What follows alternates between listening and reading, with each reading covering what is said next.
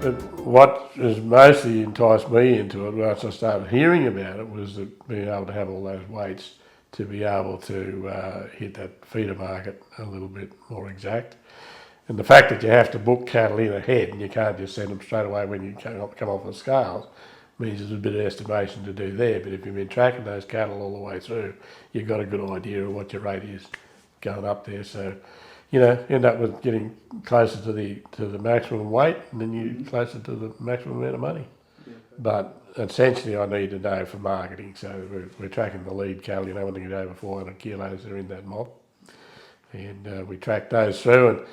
And another thing it does for me is give me a real good idea of pasture growth and what pastures doing the best. Because you'll get a good idea on the average daily gain where you've got them, and then you move into another one and your daily gain might halve.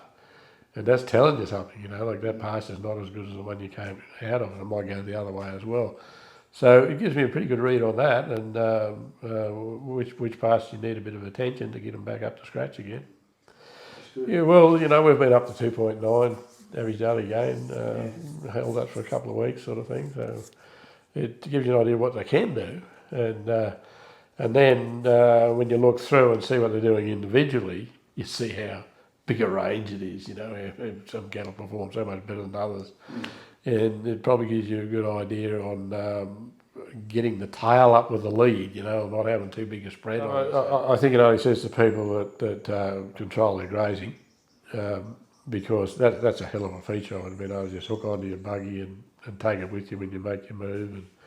And I wouldn't like to see it sit in the one spot for maybe 2 months, sort of thing, I think you'd... because I noticed when it was really wet, you'll get a bit of bogging around it and that, because they congregate there all the time. And the more you can move it, the more you're not going to have those patches left in your paddock.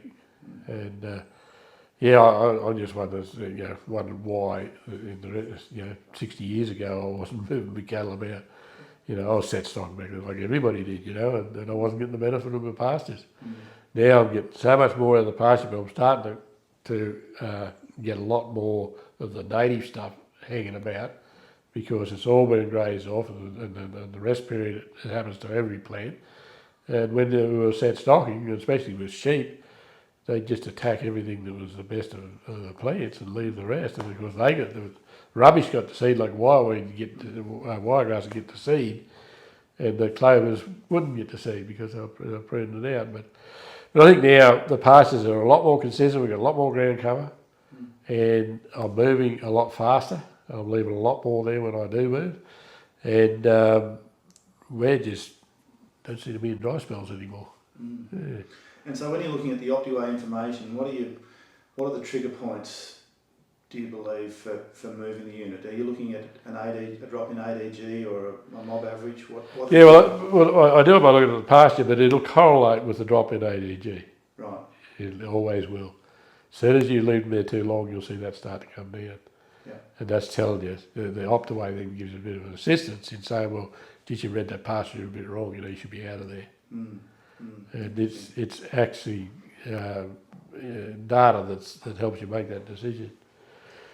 And you mentioned before when we were outside how important the weight distribution chart is. Can you just explain again how you're using that? Yeah, well, I can see what numbers I've got in that range where I might book them in 4 weeks ahead, and they're going along at 1.2 or something like that, and I know they're going to have that extra 30 kilos on them at the end of it, and they're not going to go outside my 500 kilo maximum.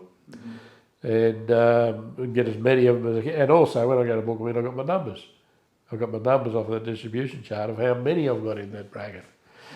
And sometimes you'll get 2 or 3 that are over it, and you just got to kill those, because and we just accumulate them, let them go out to 650 or a bit even bigger, and kill those. But you get a lot better idea when you actually go and book those cattle in, how many you got.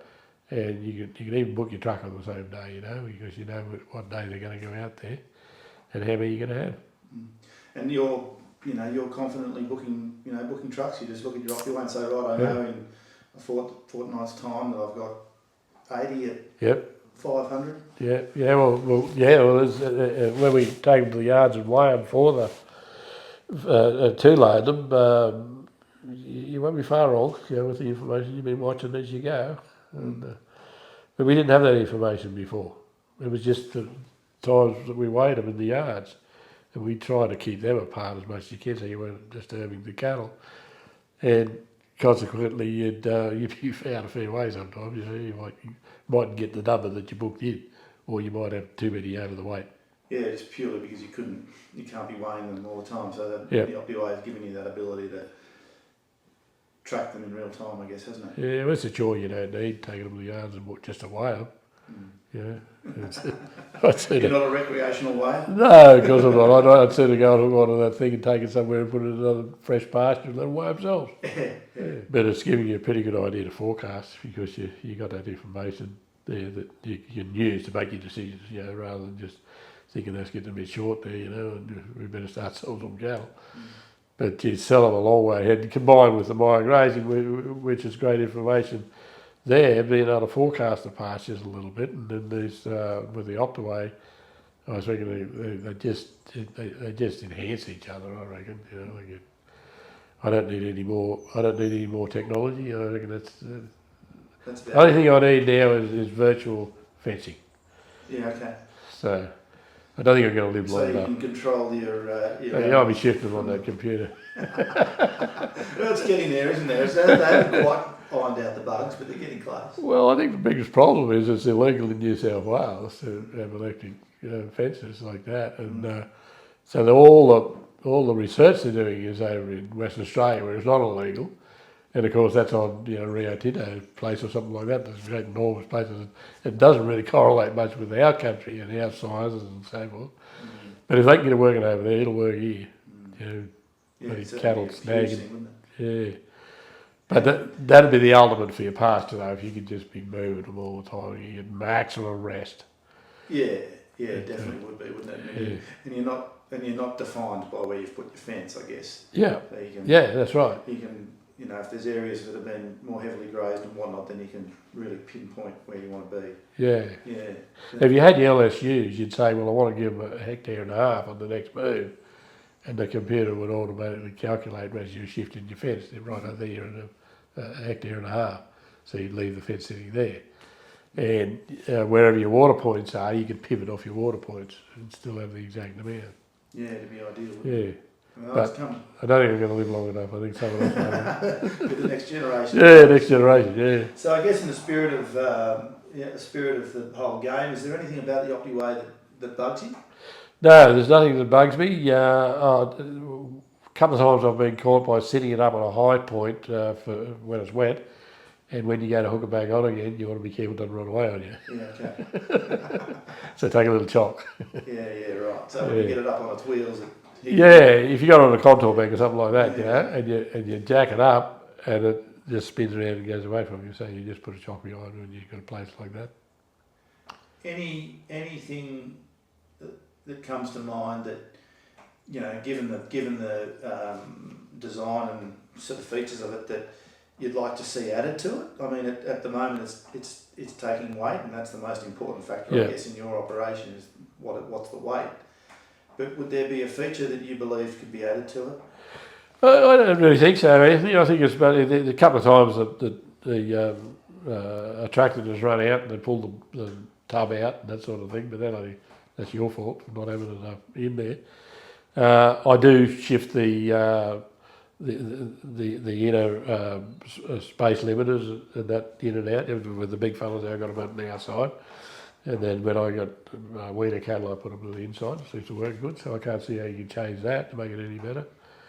And it seems to be picking up everything except the day that it gave me zeros for a couple of days, and Max soon fixed that.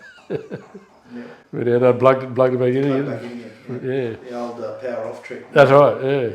Yeah. Well, the thing about it with me is that I like to try new things. I've always done that. And when I first saw that, I thought, how the hell does that damn thing work? And I went up to the first discussion with you about it, and then we got it, tried it, it was everything you said it was.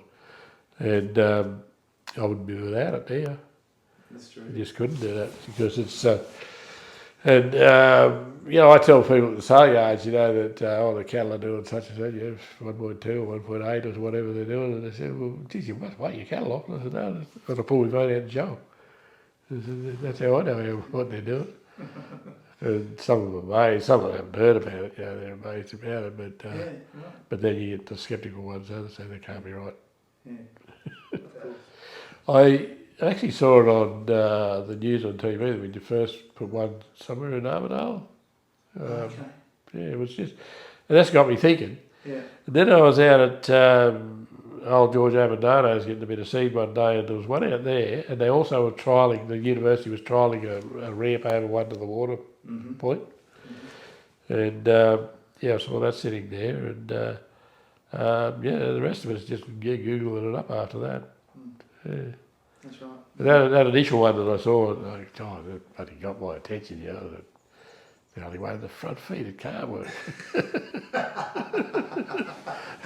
Yeah, we have a fair bit of fun with that whole front feet thing. I'll bet, yeah. Field days, weighs the front feet and he gets the back. Well, the thing about it is, different length cattle and different length necks where they're standing on the damn thing as well, And I've had weaners and these 650 kilo bulls in together. It weighs them all. Yeah. Yeah.